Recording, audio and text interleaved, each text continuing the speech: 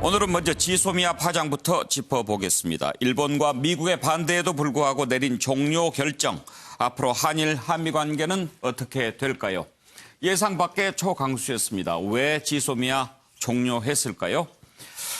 김현종 국가안보실 2차장이 오늘 배경을 좀 설명했습니다. 일본이 단순한 거부를 넘어서 우리의 국가적 자존심까지 훼손할 정도의 무시로 일관했고 외교적 결례를 범했다라고 밝혔습니다. 그러면서 우리 정부가 8.15 광복절 경축사에서도 대화의 손길을 내밀었고 심지어 경축사 발표 이전에 일본 측의 내용을 알려주기까지 했는데도 일본 반응이 없었다고 밝혔습니다. 한국과 미국이 지소미아 종료와 관련해서 긴밀하게 협의를 했다고 밝혔지만 미국 측의 반응은 좀 다릅니다. 미국 국무부는 한국 결정에 대해서 강한 우려와 실망을 표명한다라고 했는데 실망이라는 표현, 외교적으로 자주 쓰는 표현은 아닙니다. 관련된 녹취부터 먼저 들어봅니다. 네, 청와대에서 NSC에서 심도 있는 논의를 거쳐서 그렇게 결정한 걸로 방법 참석한 차관한테 보고를 받았습니다. 뭐 이게 외교부 입장이다, 뭐 어디 특별 부처 입장이 아니고 우리 정부의 입장입니다. 일본에 대해서도 그렇게 설명을 할 것이고 또 미국에 대해서도 이것은 결국 한일 간의 신뢰 문제 때문에 촉발된 상황에서 우리가 내린 결정이고 한미 동맹과는 별개의 사안이고 한미 동맹은 끊임없이 공조를 강화하면서 강화 발전시켜 나갈 것이라는 그런 논의도 함께 있었다는 얘기고 또 그런 부분을 통해서 또 각의 미국 측 상대 측에 지금 소통을 하는 그런 준비들을 하고 있습니다. 각 상대 측에 대해서 이렇게 공식 통보를 하는 그런 절차는 남아있을 걸로 생각됩니다. 어제 정부의 한일 지소미아 종료는 많은 고민과 검토 끝에 국익에 따라 내린 결정이었습니다. 지소미아는 양국 간 고도의 신뢰 관계를 기초로 민감한 군사 정보를 교환하기 위한 것인데 이미 한일 간의 기본적인 신뢰 관계를 훼손되었다고 하는 상황에서 우리로서는 지소미아를 유지할 명분이 상실되었습니다. 다시 강조하지만 우리 정부는 1965년 청구권 협정을 부인한 적이 없습니다. 작년 대법원 판결은 이것을 확인한 것입니다. 일본 정부는 우리 대법원 판결을 국제법 위반으로 규정하고 우리 정부가 이를 시정할 것을 요구하고 있지만 이는 사법부의 독립성과 삼권 분립의 원칙을 무시하는 것으로서 정상적인 민주주의 국가에서는 사법부에 대한 정부의 간섭은 상상도 할 수 없는 것입니다. 예, 지소미아 종료 결정을 두고 반응은 정말 극단적으로 갈립니다. 당연하다, 잘했다, 속 시원하다 이런 반응이 있는가 하면 우려된다, 어쩌려고 이러느냐, 심지어 조국 덮기 아니냐 이런 얘기까지 나옵니다. 자, 우리 패널들께서는 정부의 지소미아 종료 결정 어떻게 보는지 한번 들어보겠습니다. 김영주 의원, 네. 어떻게 생각하십니까? 저는 한편으로는 이제 일본이 한일 관계에 있어서 신뢰 관계를 훼손했다라고 하는 부분이 우선 지소미아를 계속 유지할 거냐 말 것이냐에 대한 어떤 고민의 1차적인 원인이었고 그동안에 여러 가지 우리가 어떤 대화를 통해서 풀자라고 많이 노력을 했습니다만은 일본이 그런 태도의 변화를 가져오지 않았기 때문에 더 이상 일본이 우리를 신뢰하지 않는데 우리가 일본만을 신뢰하겠다고 하는 것이 자존심 상한 이야기다라고 얘기하지만 사실은 더 깊이 들어가 보면 가령 이제 이런 부분일 거라고 봅니다. 일본이 평화헌법을 말하자면 개헌을 통해서 했을 때 자위대가 이제 말하자면 국방력이 강화됐을 때 한일 간의 어떤 군사협정이라고 하는 것이 어떻게 활용될까? 자위대가 한국을 방어해주는 논리를 받아들일 수 있는가 하는 부분이고 또 더 근본적으로 보면 최근에 어쨌든 작년부터 이어왔습니다마는 미국과 러시아 간의 그동안에 이제 중거리 핵전력이라고 하는 INF 트리티 자체를 스스로 폐기함으로써 자칫 말하자면 미국 사드 부분에서만 해도 그렇습니다마는 미국이 순항미사일을 실험하기 시작했고 동북아에서 그것에 대해서 중국과 러시아가 반발하는 다시 말하자면 한반도를 둘러싼 동북아가 핵 경쟁, 전력 경쟁의 어떤 도가니에 들어갔을 때 과연 우리가 한미일 동맹이란 틀 속만 유지할 수 있느냐 하는 것이 고민이었을 거라고 보여집니다. 그래서 기본적으로는 그나마도 대통령과 청와대가 많은 인내 속에서 기존의 전통적인 동맹 축을 기준으로 해서 유지하고 싶었으나 이런 상황에서 그냥 그대로 만약에 지소미아를 연장했을 때 미국이 갖다 주는 어떤 이 지역에 대한 여러 가지 전력 사용 비용이라든지 군비 정강에 대한 비용은 그대로 물고 또 200조 이상의 또 국방비를 쓰는 대로 하지만 결국 미국과 일본 속에서 자기 결정력을 갖지 못한다는 그런 판단이 상당히 많은 고민스러운 그런 고뇌에 찬 결단이 아니었나 그렇게 생각이 듭니다. 예. 박원석 의원, 정의당은 당연한 결정이다 이런 입장입니까? 그렇습니다. 사실은 지소미아 파기를 가장 먼저 당론으로 결정한 정의당 입장에서는 정부의 이 고심 어린 결정에 대해서 환영하고요. 예. 마지막까지 아무도 정부가 고민이 깊었던 것 같습니다. 아까 이제 김영정 차장도 설명을 했지만 8.15 광복절 메시지 앞두고 우리 메시지의 톤이나 내용에 대해서 일본 측에 알려주기까지 할 정도로 대화를 원했는데 시종 일관 일본이 우리 측의 대화 노력이나 성의를 무시했고 또 얼마 전에 있었던 그 중국에서의 한일 외교장관 회담에서도 똑같은 태도를 보였단 말이죠.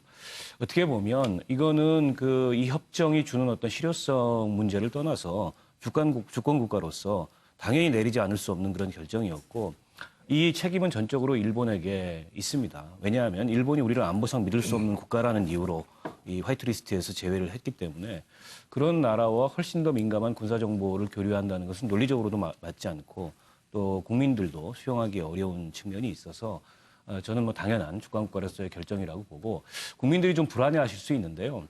사실은 지소미아 이전에 T사라 그래서 한미일 정보 공유 약정에 따라서 그동안의 정보 공유를 해왔습니다. 차이점은 지소미아는 한일 간에 직접 정보를 교환하는 거고 T사는 미국을 통해서 교환하는 거기 때문에 약간의 번거로움이 더해질 뿐이지 한일 간의 군사 정보가 완전히 단절되는 것은 아니다. 이 말씀을 참고로 드리겠습니다. 예. 자유한국당 입장은 어떻습니까? 윤기찬 대변인, 지금 동맹 간의 이런 결정에 대해서도 우려하지만 뭔가 조국 후보자 논란을 덮기 위한 불순한 의도가 있는 거 아니냐 이런 시각까지 있는 것 같은데요.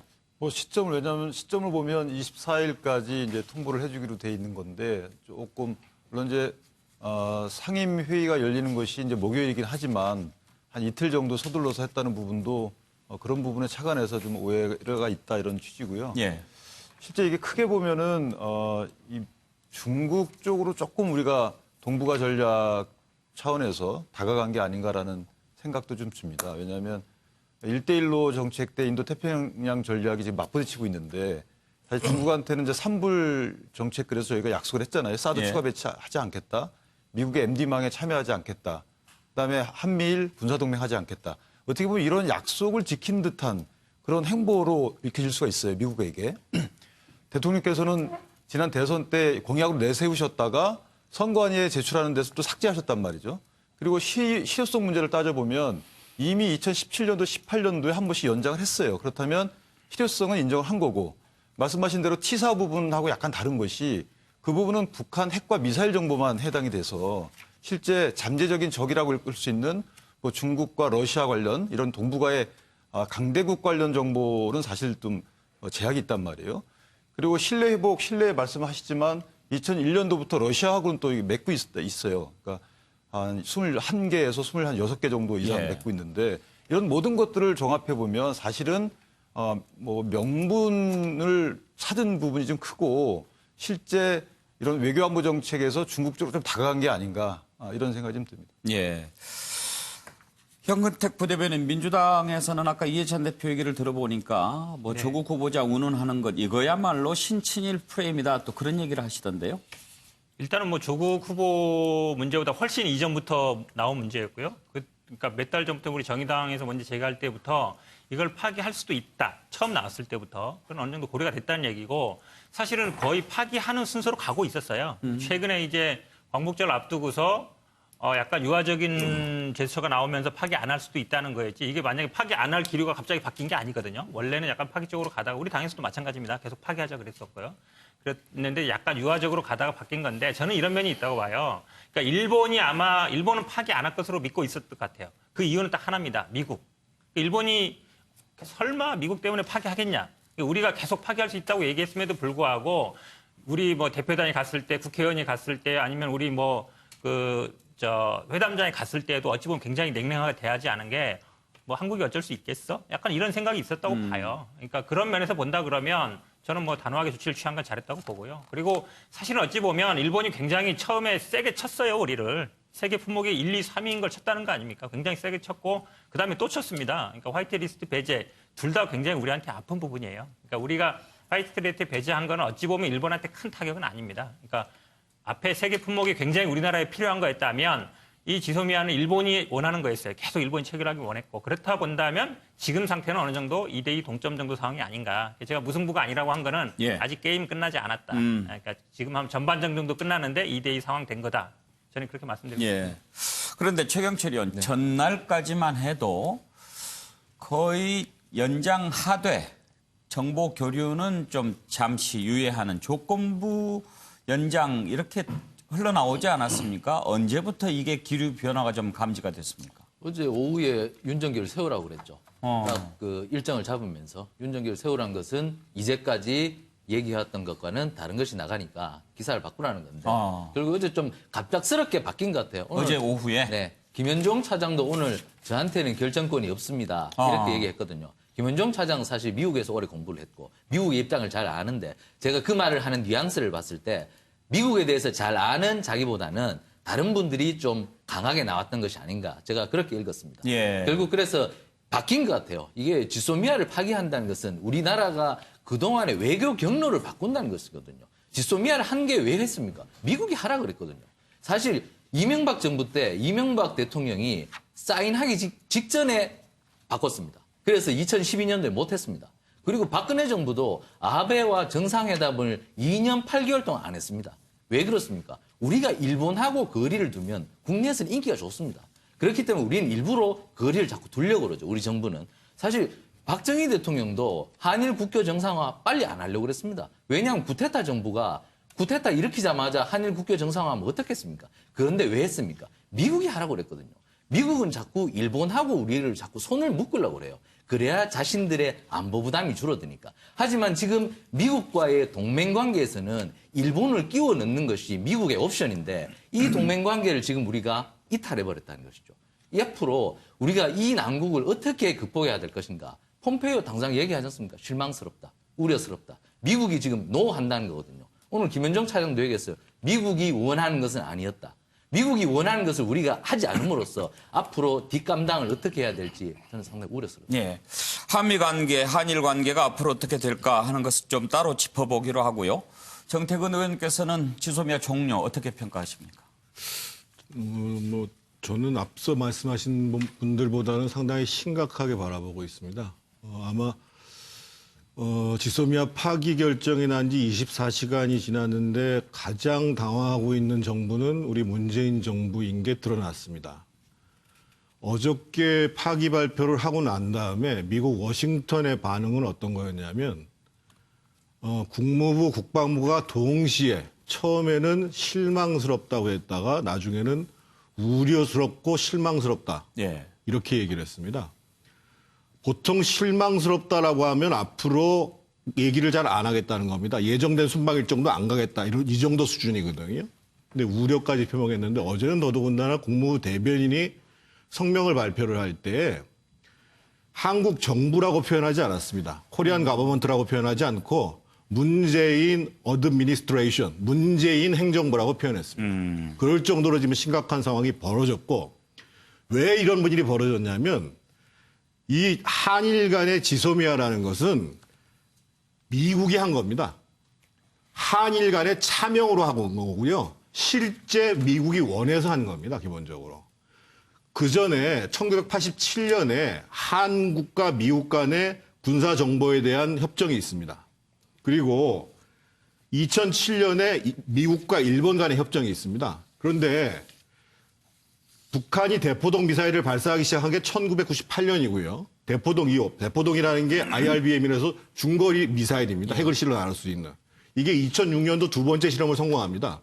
그러면서 미국은 어떻게 생각을 했냐면 그전까지는 미국을 통해서 정보를 왔다 갔다 했습니다. 아, 이상계를 넘어야 되겠다라고 판단을 한 겁니다. 기본적으로.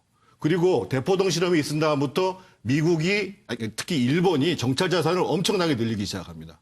즉, 미국에서는 기본적으로 동아시아 전략을 구축하는 데 있어서 미일, 한미, 이를 넘어선 지역안보 체제로 가야 되는데 거기에 기본적인 것이 정보교류를 하는 것이다. 그리고 특히 정보교류라는 것이 한일 간에 굉장히 민감한 문제이긴 하지만 이거를 구조화시키지 않으면 안 되겠다라고 생각을 한 겁니다. 그래서 MB 때 밀어붙였는데 MB가 그때 서두르면서 하려고 그러다가 워낙 상황이 안 좋으니까 임기 말에 못했던 겁니다. 그래서 2014년에 아까 말씀하셨던 한미일 간의 정보 공급 약정입니다. 협정을 하는 게 아니라. 제가 지금 보여드리면 딱 이렇게 9개 중 한 페이지입니다. T사가? 예. 예. 그리고 실제로 여기서는 상급 1급 정보들은 하지도 않습니다. 예. 지금 제가 그대로 인쇄해 가지고 나왔는데요. 지금 무려 7페이지가 20조에 관한 조항입니다. 그러니까 T사의 내용, 한미일 정보공유 약정의 내용들을 절차화시켜서 강제화시킨 게 지소미아인 겁니다. 그래서 지금 상황은 어떻게 됐냐? 지금 미국에서는 굉장히 화가 났습니다. 아, 앞으로 한국이 우리가 구도하는 동아시아 안보협력 체제에 대해서 그렇게 핵심적인 역할을 하지 않겠구나. 라는 의미를 받아들이게 되는 거고, 그러니까 미국에 뺨을 때린 거죠. 뺨은 아베가 맞은 게 아니라 미국이 맞은 겁니다. 두 번째, 우리 입장에서 보면 기본적으로 일본이 갖고 있는 정찰 자산을 활용할 수 있는 기회가 줄어들게 됐습니다. 세 번째, 아베는 당장 이제 G7 회의가 열리는데요. 뭐라고 얘기할 거냐면 이거 봐라. 한국은 국제적으로 신뢰할 수 없는 나라다라고 설명을 할 겁니다. 그래서 정말 이번 조치는 잘못된 것이고요. 예. 그래도 앞으로 3개월이 남아 있습니다. 지금 3개월 바로 전에 우리가 파기하겠다고 얘기했습니다만 아직 3개월의 시간이 필요합니다. 남아 있습니다. 그래서 3개월은 뭐죠? 실제 파기가 되는 날이죠. 예. 아직 그러니까 3개월 전에 저걸 통보하도록 되어 있는 거거든요. 그래서 저는 이 문제를 정말 문재인 정부 입장에서 봤을 때는 우리가 이걸 수정할 수 있냐 이렇게 할 것이 아니라 과연 지금 한일 간의 지소미아라는 것이 한미 동맹에 있어서 어떤 의미라는 것 예. 그리고 미국이 어떻게 받아들이고 있다는 것 이 문제를 좀 더 다시 한번 심사숙고하셨으면 좋겠습니다. 예, 6분 패널로부터 지소미아 종료 어떻게 평가하는지 들어봤는데요. 당연하다, 할만하다, 이유가 있다 이런 입장에서부터 잘못한 일이다, 걱정된다 이런 입장까지 다양하게 나타났습니다. 자, 그런데 지금 우리 정부의 논리는 그렇습니다. 일본이 우리나라에 대한 수출을 규제하기로 한 것은 그 수출 물자가 안보적으로 북한에 넘어가서 이용될 우려가 있다는 것에서 중단했다면 당연히 그렇게 못 믿는 나라와 어떻게 군사 정보를 주고받겠느냐 이런 논리에서 이루어진 일입니다. 여기에 국가적인 자존심까지 훼손할 정도로 무시당하는 상황에서 그러면 어떻게 하라는 말이냐? 이게 우리 정부가 밝힌 입장인데요. 자, 그러면 이제 한일 관계, 한미 동맹 관계 어떻게 될까요? 관련된 녹취부터 한번 듣겠습니다.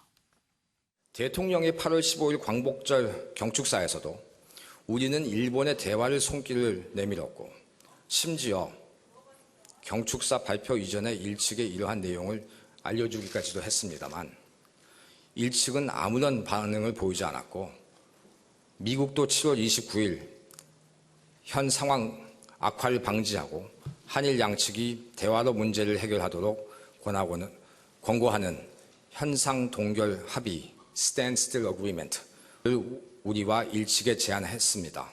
우리 측은 이를 환영하고 일측과의 협의에 동의하였지만 일본은 미국이 이러한 제안마저도 거부하였음은 물론 이러한 제안에 존재하는 것을 부인했습니다. 우리로서는 진심으로 편견 없이 일본과 강제징용 문제를 외교적으로 해결하기 위해 모든 방안에 대해 긍정적으로 검토할 용의가 있었었고 이러한 입장을 일본 측에 전달했습니다. 일본 측의 대응은 단순한 거부를 넘어 우리의 국가적 자존심까지 훼손할 정도의 무시로 일관했고 외교적 결례를 범했습니다. 日本としてですね、韓国に対しては日韓請求協定のへの違反の解消といったですね、まず国と国との信頼関係を回復をし、そして約束をまずは守ってもらいたいというこの基本的な方針には今後も変わりはありませんし、彼らがですね、国と国との約束を守るように求めていきたいと考えています。 자, 우리 한일 관계부터 먼저 전망을 해볼 텐데요. 일단 김영주 의원, 지금은 명분 전쟁 아니겠습니까? 그렇습니다. 아베는 계속적으로 신뢰 얘기를 하고 있고 우리는 그렇게까지 해놓고 지금 이런 입장인데 어느 쪽이 더 명분의 우위를 점한다고 보십니까? 사실은 이제 최근에 있어서도 말하자면 이랑의 개성자는 어떤 그 전쟁에 대한 반성과 예. 사과를 표현하는데 아베는 한마디도 그런 얘기를 한 적이 없고요. 또 그런 부분에 대해서 일본 교과서라든지 역사 인식은 전혀 말하자면 그동안의 과거사에 대한 반성과 그런 부분이 없습니다. 그리고 또 하나는 아마 아베가 하고자 하는 것은 어쨌든 동아시아에 있어서 중국과 대립하는 대리인으로서 일본, 따라서 한미일 동맹이 아니라 말하자면 미일 동맹 속에서 한국을 밑으로 넣고 싶은 어떤 야욕, 이런 부분들이 철저하게 드러나고 있는 상황이기 때문에 그런 과정들을 계속 이렇게 청의가 있는 수평적 한미일 동맹이라고 그러면 우리가 받아들일 수 있지만 일본이 요구하는 것처럼 미국의 동아시아의 대리인으로서의 일본, 그리고 한국은 무시하는 이런 부분은 그대로 우리가 수용할 수 없다는 예. 측면이고, 그런 다른 축에서는 어쨌든 한미동맹의 측면들을 또 트럼프는 어쨌든 재선을 해야 되는 선거에 들어가고 있기 때문에 트럼프조차도 여러 가지 어떤 당황한 부분이 분명히 있습니다. 우리만 이렇게 말하자면 종속 변수가 될 수 없는 이제 그런 부분이 있기 때문에 다시 한번 그러한 여러 가지의 틈바구니를 정확하게 전략 전술적으로 활용해야 되지 않나 생각이 듭니다. 예. 그런데 박원석 의원, 이렇게 생각해 볼 수 있을 것 같습니다. 일본은 아베 총리는 지난번 G20대 우리나라만 빼고 다른 나라들과 정상회담하고 화이트리스트 27개 나라 가운데 우리나라만 빼고 이렇게 하면서 지소미아는 하지 마라. 완전히 이건 무릎 꿇어. 이거 아니냐 이거죠. 우리 입장에서는 그렇게 받아들일 수밖에 없는 거고, 앞서도 그런 얘기가 나왔지만은 일본이 우리 정부가 지소미아를 파기하지 못할 거라고 그렇게 판단했던 결정적인 이유는 미국 때문이라고 생각을 합니다. 근데 이제 미국의 이 동아시아 전략이라는 것이 미일 동맹에 수직적으로 한미 동맹을 종속시키겠다라는 거 아니겠습니까? 그리고 지소미아도 그 일부이고 그 수단인데, 그럼 우리는 미국이 그렇게 생각하고 미국이 그렇게 추진하면 다 받아들여야 되냐? 저는 그렇지 않다고 생각합니다. 최근의 국제 질서는 기존 질서에 얽매이는 것보다 국익이 무조건 우선입니다. 특히 트럼프 대통령이 그 미국 행정부에 들어온 이후로 그런 경향이 굉장히 강화되고 노골화되고 있고, 지금 아베 내각의 행보도 그런 차원에서 볼 수 있어요. 그러면 우리 주변이 다 국익을 최우선에 놓고 이제 기존 질서를 판단하는데, 우리는 여전히 동맹이 최상의 가치이기 때문에 우리 국익보다도 그 동맹을 우선에 넣어야 되느냐? 저는 그렇지 않다고 생각해요. 그래서 국익보다 우선하는 동맹은 없고, 국익과 기존 동맹이 충돌한다면은 저는 이 동맹의 재편이나 동맹의 민주화까지도 고민할 수 있는 게 이 주권 국가의 비전이지, 무조건 한미 동맹 차원에서 미국이 원하고 미국이 시키는 거면 다 해야 된다. 세상에 그런 게 어디 있습니까? 정태근 의원, 그러면 만약에 이번에 우리가 지소미아 종료를 하지 않았다고 한다면 아베 정부가 보기에 우리를 더 만만하게 보지 않았을까요? 저는 지금 속으로 아베는 굉장히 웃고 있다고 생각을 합니다. 기본적으로 제가 여기 써놨습니다만 지소미아 파기하는 것이 대일 보복 조치가 될 수가 없습니다. 기본적으로. 제가 잠깐만 이렇게 말씀드리면 정태근이는 진짜 무슨 친일 4대주의자 아니냐 이렇게 얘기할지 모르겠습니다만, 한국이 처한 지정학적인 조건은 어떻게 되어 있냐면요. 중국, 러시아, 일본, 그리고 북한에 둘러싸여 있습니다. 그런데 기본적으로 국제관계에 있어서 어느 정도 대등한 군사력이 존재를 해야 평화가 유지됩니다. 국가의 자존심을 유지할 수 있는 것이고요. 그런데 우리를 둘러싸고 있는 나라의 군사력이라는 게 2위, 3위, 4위의 군사력을 갖고 있고, 북한은 핵을 갖고 있습니다. 그래서 우리가 그렇게 한미동맹에 대해서 유념하고 있는 이유는 바로 한미동맹이 갖고 있는 힘 때문에 그렇습니다. 전 세계에서 연합사의 형태의 군사동맹을 맺고 있는 유일한 나라입니다. 저희가 무조건 미국의 모든 것을 따라야 된다고 얘기하는 것이 아닙니다. 노라고 할 것은 노라고 할 수 있어야 된다는 것이 저의 생각이고요. 하지만 지금 소위 이 영내 평화를 지지하는 하나의 중요한 축인 한미 군사동맹을 저해할 수 있는 행동을 하는 것에 대해서 우려스럽다고 말씀을 드리는 거예요. 당장 어제 조치가 발표되고 난 다음에 전에 한미연합사령관이었던 빈센트 브룩스가 뭐라고 얘기했냐면요. 한일 당국 간 군사정보 교류는 동북아 영내 안보를 위하여 매우 중요하고 이 협정 없이는 더 확대된 정보의 교류가 제한된다. 이게 왜 그러냐면요. 지금 아까 말씀드렸던 것처럼 지소미아 자체는 정보 교류를 절차적으로 규정한 겁니다. 그리고 특히 교류된 정보에 대해서 보호를 해야 되는 건데 이것에 근거해서 되어질 수 있는 게 뭐냐면 유사시에 우리가 지금 유엔사가 있지 않습니까? 일본에 20개의 미군 기지가 있습니다. 그중에 7개의 기지를 소위 유엔사의 후방 기지로 사용할 수 있도록 되어 있습니다. 그래서 한국과 일본 간의 군사교류를 정보교류를 중요시 여기고 있는 것입니다. 기본적으로. 그래서 저는 무조건 미국의 말을 따르자는 것이 아니라 왜 일본에 대해서 때리고 싶으면 일본을 때리지 결국은 미국의 땀뺨을 때리는 이런 우를 범하냐 이거예요. 예.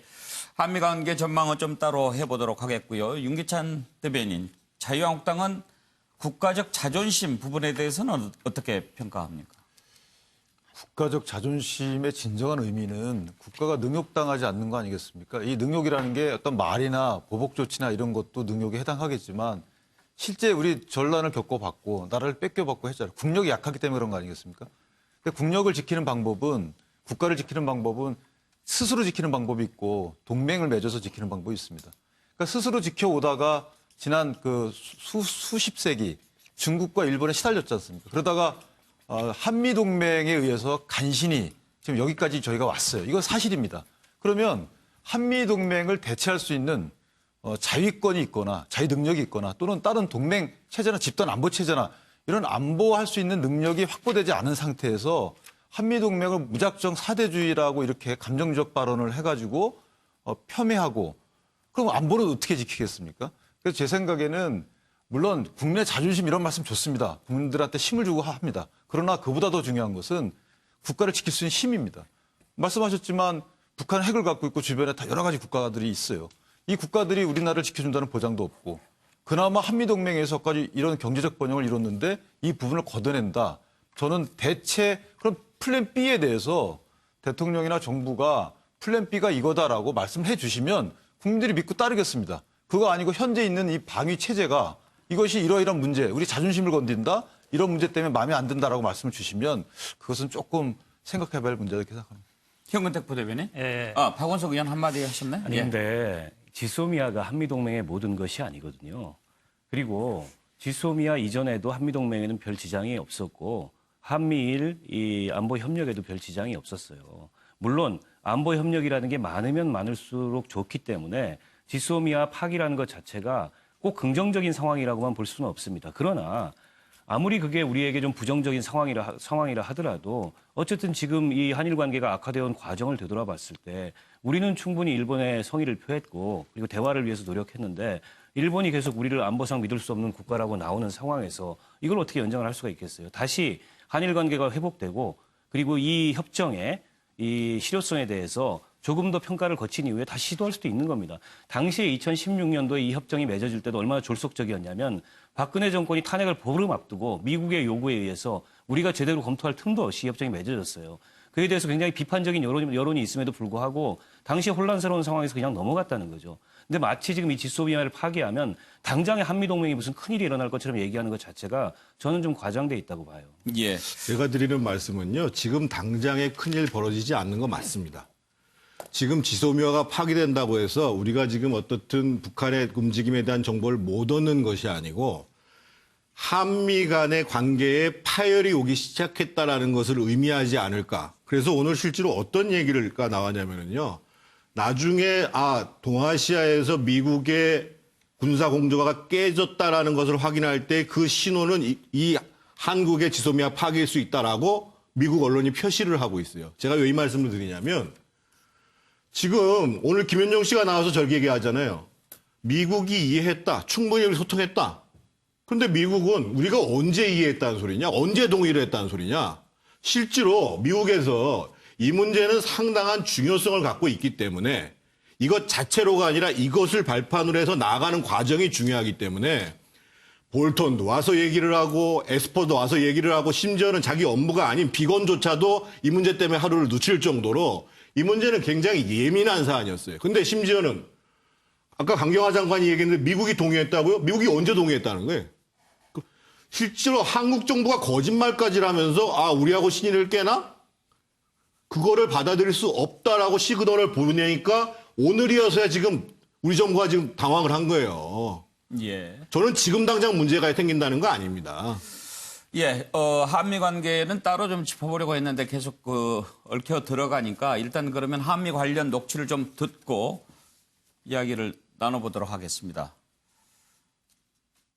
정부는 이번 한일 갈등 문제를 비롯하여 한일 지소미아 문제에 대한 검토 과정에서 미국과는 수시로 소통을 했고 특히 양국 NSC 간에는 매우 긴밀하게 협의를 했습니다.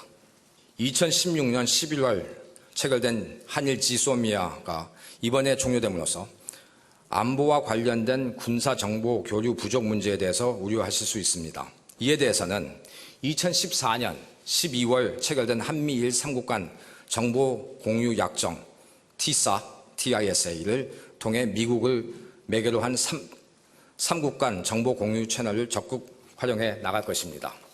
당당하고 주도적으로 우리가 안보 역량을 강화해 나간다면 이는 미국이 희망하는 동맹국의 안보 기여 증대에도 부합할 것이고 종국적으로는 한미 동맹의 강화로 이어질 것입니다. I actually spoke with my South Korean counterpart this morning. We're disappointed to see the decision that the South Koreans made about that information sharing agreement. We were urging each of the two countries to continue to engage, to continue to have dialogue. She was with. There is no doubt that the shared interests of Japan and South Korea are important, and they're important to the United States of America. And we hope each of those two countries can begin to put that relationship back in exactly the right place. 예, 현근택 부대변인. 네네. 지금 아마 미국이 실망한 건 전 당연하다고 봅니다. 계속 미국은 이걸 유지하길 바랬어요. 예.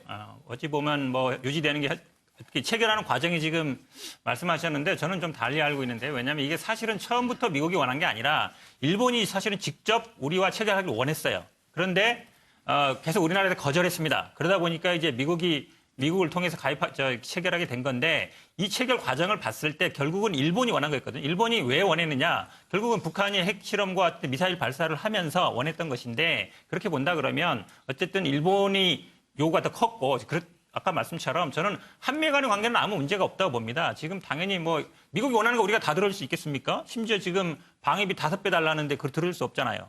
당장 뭐 중거리 미사일 배치하자는데 할 수 있겠습니까? 안보 문제라는 거는 어느 정도 서로 협상을 하는 문제이기 때문에 미국이 만약에 싫어한다고 해서 무조건 우리가 따라가야 되는 건 아니고요. 저는 앞에 말씀처럼 이걸 마치 파기하면 한미 간의 관계 바로 끝장난다. 이런 식으로 저는 분위기를 몰아가는 게 저는 굉장히 위험하다고 봅니다. 사실은 2016년 11월에 체결할 때에도 일본은 굉장히 우리를 무시했어요. 왜냐하면 원래 국방부 장관끼리 체결하게 돼 있었거든요. 예. 국방부 장관이 안 왔어요. 일본 대사가 그냥 와서 체결했습니다. 그 체결 과정에도 앞에 말씀드렸듯이 어찌 보면 박근혜 정부가 굉장히 흔들릴 때단 말이에요. 그동안 그냥 안 되다가. 그러니까 미국의 어느 정도 압력에 의해서 어쩔 수 없이 체결한 측면이 있어서 이걸 계속 연장하느냐 문제가 계속 있었습니다. 그리고 가장 위험한 거는 저는 일본이 이걸 통해서 한반도에 군사적으로 개입할 여지를 남겨놨다. 사실 일본이 목적하는 건 정보 교류 이상이었어요. 미국도 원하는 것도 마찬가지입니다. 그러니까 일본이 한미일 간의 안보 동맹을 미국은 어떤 식이냐면 군사적인 작전권까지 끌고 가고 싶어 해요. 한반도에서 일본이 유사시에는 일본이 한반도에서 활동할 수 있는 작전권까지 가질 수 있는 걸 원한단 말이죠. 그래서 우리가 계속 거절해 왔던 겁니다. 근데 그렇게 본다 그러면 미국이 원한다고 해서 우리가 100% 들을 필요도 없고 일본이 지속하기를 원한다 해서 그럴 필요도 없다. 너무 제가 보기에는 미국과 일본을 너무 또 하나 말씀드리고 싶은 게요.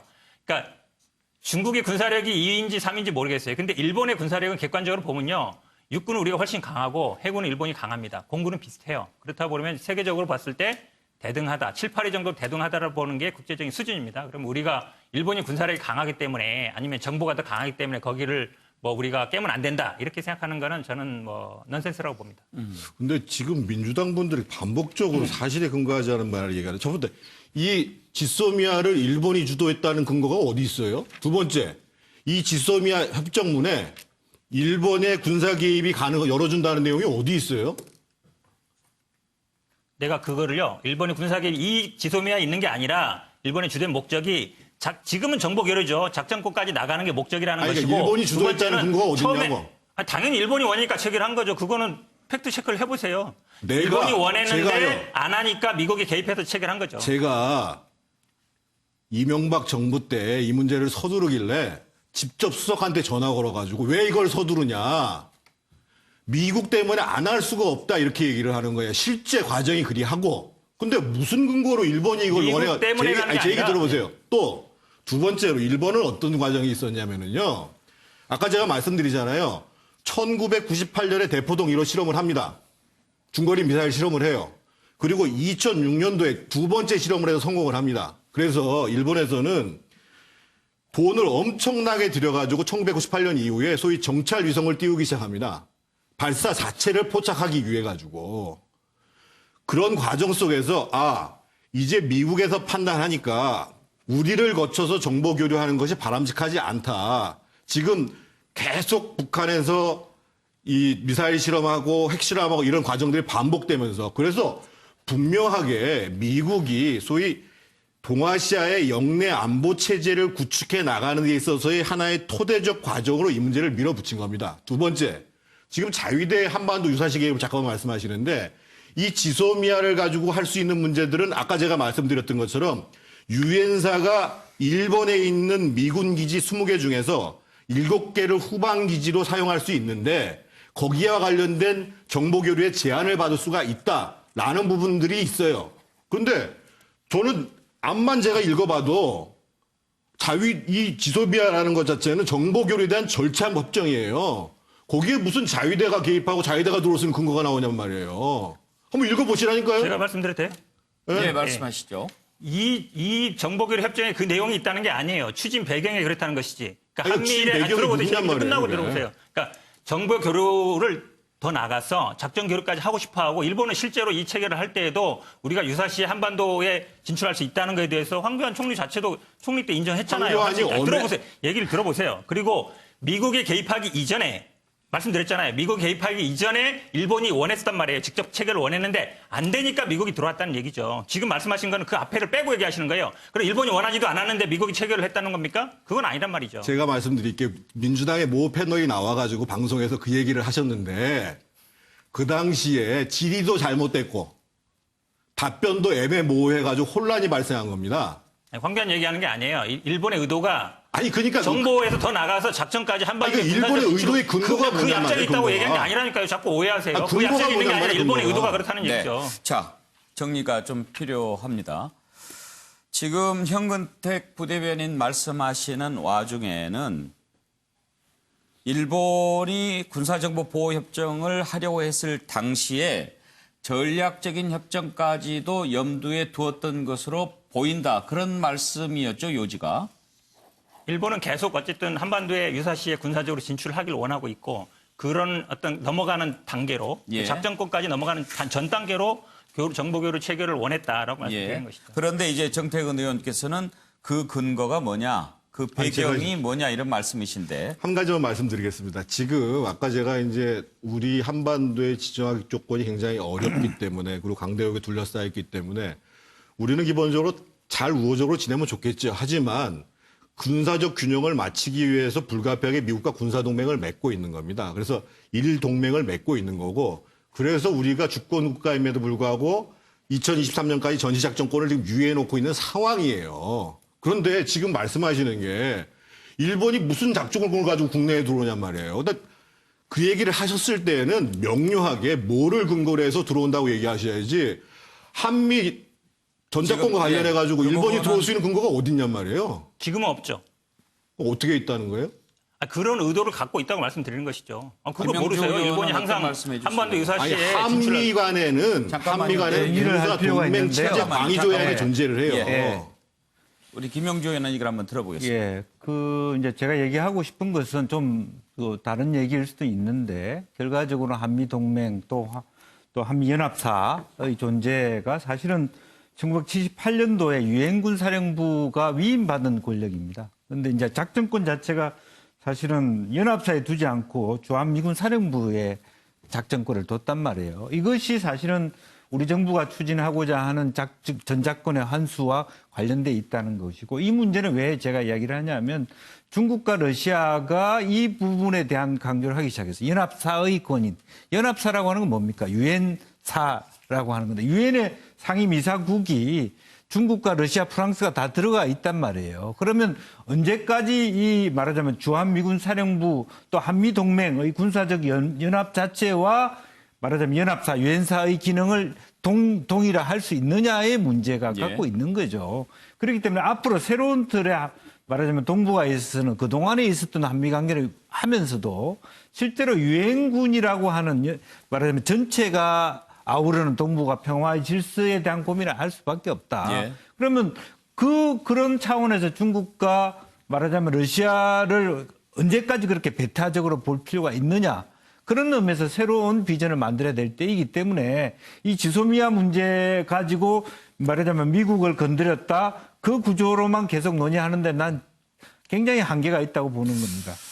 예, 사실 지금 패널 분들의 토론을 들어보면서 노무현 정부 시절에 자주파, 동맹파 논쟁이 치열했던 것이 기억이 납니다. 어떻게 보면 노무현 정부, 문재인 정부는 좀 더 자주적으로 한일, 한미 관계 끌고 가려고 하는 그런 뭐라고 그럴까요? 기조라고 그럴까요? DNA라고 할까요? 이런 게 좀 있는 것 같기도 하고. 그런데 이번 지소미아 종료 관계는 좀 다른 여러 가지 변수들이 있으니까 그런 부분을 좀 감안해서 결정했고 또 그런 부분을 감안해서 좀 평가를 해 주실 것을 제가 요청을 드립니다. 최경철 의원 얘기 한번 들어볼까요? 제가 이쪽에 대해서 연구를 좀 하는데요. 예. 그 지소미아는 미국이 원해서 한 게 맞습니다. 여러 연구 논문에는 주류 논문은 미국이 한국에 강력히 요청해서 지소미아를 했다. 이것이 주류 연구 논문에 나와 있습니다. 예. 그렇기 때문에 미국의 작품이고요. 일본이 원하지 않은 건 아니죠. 그렇죠. 일본도 원하니까 하는 예. 거죠. 미국이 시키고 네. 일본이 하는 거죠. 예. 미국의 동북아 구도는 미국이 시키면 일본이 따라하고 또 그것을 우리가 따라하는 이 구조입니다. 미국은 그래서 삼각편대라고 하지 않습니까? 한미를 묶어버리죠. 미국은 한미 동맹을 엮어놓고 있지만 미국은 한일을 유사동맹이라고 얘기합니다. 너희도 동맹이다. 동맹의 원칙이 뭐냐 하면 공통된 적이 있으면 동맹이라고 합니다.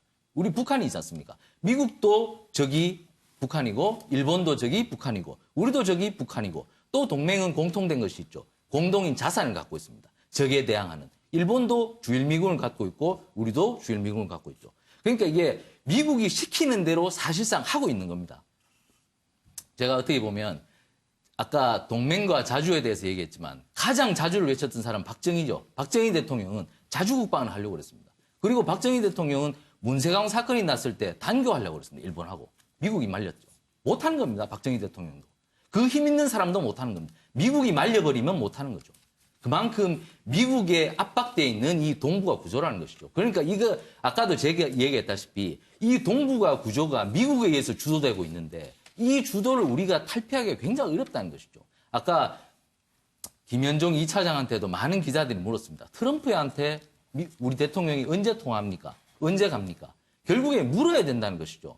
그렇기 때문에 지금 이 난국을 해결하기 위해서는 어쨌든 우리는 미국을 통해서 풀어야 한다. 일단 대통령께서 통화를 하시든 가시든 어쨌든 트럼프와 대화를 할 것 같습니다. 그 말씀을 듣다 보니까 지금 뜨거운 가슴보다 차가운 머리라고 하셨는데 머리는 좀 뜨겁게 이해가 되는데 가슴이 좀 차가워지네요. 이 구조가 그러하기 때문에 예. 약소국이 이 구조를 탈피하기 위해서는 의지와 능력이 또 있어야 됩니다. 우리는 의지는 있죠. 하지만 우리 능력이 있습니까? 안타까운 어쨌든 현실이 저는 그 뉴욕타임즈가 이렇게 얘기했습니다. 이 상황이 사실은 미국이 동아시아에 대한 영향력 축소를 의미하고 있는 거 아닌가라고 하는 부분. 즉 박정희 시절부터 25년 정도 지난 이 시점도 여전히 그와 똑같은 판단을 해야 되는가에 대한 국민에게 물어보는 거고요. 실제로 보면은 북한은 우리의 적이지만 그 적이라고 하는 것 때문에 중국과 러시아도 같이 적으로 볼 것이냐는 것도 다시 우리가 물어봐야 될 상황입니다. 언제나 그 구조 속에서 계속 가져갈 겁니까? 저 그 말씀에 예. 공감합니다. 그래서 미국과의 동맹과 동시에 중국하고도 우호적이고 러시아하고도 우호적이고 일본하고도 우호적이고 북한하고도 마찬가지. 그럴 수 있으면 좋아요. 그런 방향으로 우리 외교의 기본 방향으로 추진해 나가야 되고 그리고 아까 제가 말씀드린 것처럼 무조건 평생 주구장창 미국에 기대서 살자 이거 아닙니다. 저도 전자권 회수하는 거 좋아요. 다만 전자권을 회수하려면 거기에 상응하는 만큼 군사적 대비를 갖고 있어야 되고 엄청난 투자가 들어가는 겁니다. 단적인 예가 그렇습니다. 지금 전자권을 2023년에 넘어오는데 우리가 정찰 이상을 보유하는 것은 2025년이에요. 만약에 한미동맹이 없이 나머지 주변 강대국들을 상대하기 위해서 우리가 군비를 마련하려고 그러면 대략 300조 원 정도 들어간다고 얘기를 합니다. 그러면 정치하게 계획을 세우고 그리고 국가적 재원을 마련하고 그리고 우리의 안보가 지켜지면서도 우리의 힘이 자강될 수 있는 이 과정들로 가자 이 얘기예요. 아니, 그 동의하지만 그렇다고 해서 그러면 300조, 400조가 든다고 해서 북한의 장사적 포를 막아낼 수 있습니까? 사실은 그런 의미에서 군사력 강화, 어차피 우리 중간 정도 범위에서 200조로 5년, 물론 시기는 늦을 수 있지만 나머지 부분은 말하자면 육자회담의 틀을 가졌던 이유는 다른 국제관계를 통해서 억제하자는 거거든요, 북한을.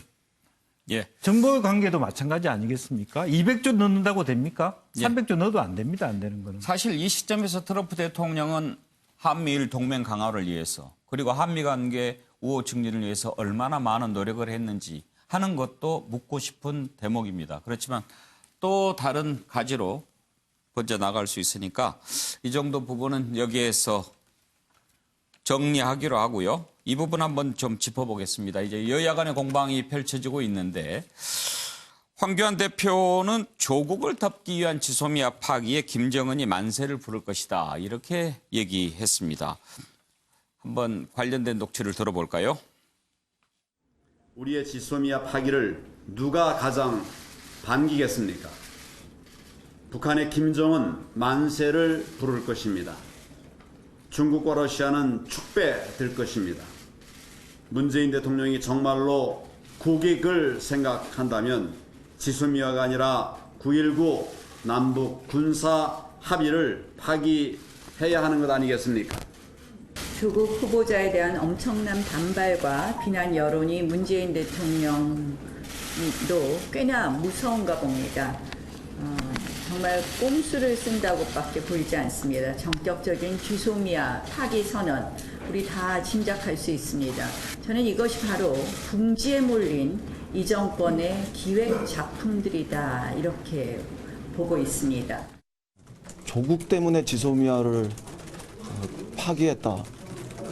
그런 오도된 그 인식이 어디 있습니까? 그게 아베 때문이지 그게 어디 조국 때문입니까? 지소미아 종료가 그런 게 신친일입니다. 예. 양당 대변인한테 먼저 좀 들어보고 싶은데 자유한국당 이기찬 대변인 먼저 말씀하시죠.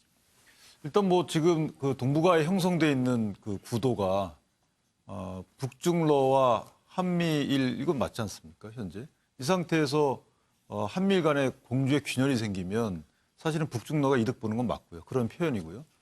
김정은 위원장이 실제 지소미아는 파기돼야 된다고 말을 또 해왔고 그렇기 때문에 그 파기에 가져올 안보 공백은 우리 할 만한 거죠. 더군다나 사실 이전에 뭐 일간지에서 얘기했듯이 현재 각기 국내 지도자가 각 국내에서 일본과 한국은 그 서로 간의 혐한 감정이나 반일 감정이 어느 정도 국내 여론의 우호적인 통치 우호적인 이런 역할을 하기 때문에 적대적 공생이라는 말도 나오고 있는 상황이기 때문에 또 하나 보태 말씀드리면 현재 그 경제법과 관련돼서는 장기적인 과제이지만 상황 관리도 되게 중요하거든요. 이제 개별 품목으로 또 그 분류가 되면 상당히 심각한 거기 때문에 이런 상황 관리 해야 되는 이런 측면에서 갑작스러운 지소미아 파기가 가져올 여파를 보면 야당 대표로서는 저런 말을 할 수 있죠. 현근택 부대변인. 제가 보기엔 뭐 자유한국당이 북한 없이 어떻게 사나 싶어요. 그러니까 김정은 위원장이 파기하라고 했다 해서 파기하고, 그럼 파기하지 말라고 했더니 파기 안 하고 그럽니까? 아무 관계 없는 거예요. 그냥 그러니까 김정은 위원장은 본인의 그냥 의사를 표명한 거고, 우리는 그 전부터 어찌 보면 이게 한일 간에 계속되어 온 문제입니다. 그러니까 정의당이 먼저 제기했지만 계속 고려된 문제예요. 만약에 올림픽 김정은이 뭐 올림픽 참가 안 한다 하지 말아라 이러면 우리가 참가 안 하면 김정은 얘기를 따른 겁니까? 그러니까 아무 관계 없는 거를 자꾸 연결시킬 필요 없고요. 지금 조국 수석의 얘기는 최근에 나온 얘기입니다. 사실은 예를 들어서 조국 수석이 인사청문회를 하든가 아니면 뭐 만약에 뭐 된다고 해서 이 정국이 끝난다고 해서 이 한일 간의 문제가 끝납니까? 그것도 아니에요. 그러니까 전혀 관계없는 문제를 자꾸 연결시키는 게 제가 보기에는 좀 오버라고 보고요. 예. 앞에서 말씀드린 것처럼 이거를 저는 또 미국과의 관계를 너무 과도하게 생각할 필요가 없다. 아까 말씀처럼 이 문제는 사실은 우리나라가 계속 자주국방을 해나가야 돼요. 그리고 우리나라 정찰 위성뿐만 지금도 있긴 있습니다. 있는데 이제 성능이 떨어지는 것인데 글로벌 호크도 도입하고 계속 해나가고 있습니다. 근데 마치 뭐 일본 자산이 없으면 큰일 날 것처럼 미국이 없으면 큰일 날 것처럼 하는 건 너무 과도하다. 그리고 우리나라 국방력이 그렇게 약하지 않고 우리나라 국력이 그렇게 약하지 않습니다. 예, 윤기찬 대변인 말씀. 네, 간단히 말씀드리면 이 지소미아라는 것이 유용성은 이미 입증이 돼 왔잖아요. 사실 그것이 단 1%의 정보를 저희가 얻는다 하더라도 정보는 퍼질 것 같아서 그것은 우리 그 방위에 도움이 되는 겁니다. 그리고 2017년, 18년도 연속적으로 또 연장을 해왔다는 것은 유용하다는 것을 입증한 거고요. 국방부에서도 사실 이게 필요하다는 했다는 이런 소리도 흘러나오고 있고 이런 여러 가지 측면을 보면 안보와 관련된 관점이 아니고 또 다른 관점이 개입되지 않았나라고 생각할 수 있는 것이죠. 예, 박원석 의원.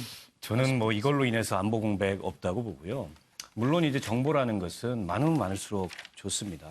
그러나 한일 관계가 정상이라면 모르되 이렇게 한일 관계가 뒤틀어져 버렸는데 이걸 계속 연장을 유지해야 된다는 것 자체를 얼마나 많은 국민들이 납득할지 저는 궁금하고 황교안 대표 이런 상황 인식은 좀 어처구니 없는데요. 저는 그런 생각이 들었어요. 과거에 국내 정치에 안보를 이용했던 세력이 있었습니다. 지금 자유한국당의 전신인 정당들이 그랬어요. 북풍 기획하고 총풍 기획하고. 그러니까 해본 사람이 안다고 그런 습성을 본인들이 갖고 있었기 때문에 이번에 이 지소미아 그 연장 종결에 대해서도 그런 식의 사고를 갖는 게 아닌가. 좀 저는 내일 한국당이 장애 집회한다는데 좀 이런 식의 인식은 자중해 주셨으면 하는 부탁을 드립니다. 예, 지소미아 종료와 관련해서 파장까지 짚어봤는데 이것저것 따져보는 과정에 상당히 토론이 뜨거워졌습니다. 이제 조국 후보자 관련 이슈로 넘어가겠습니다.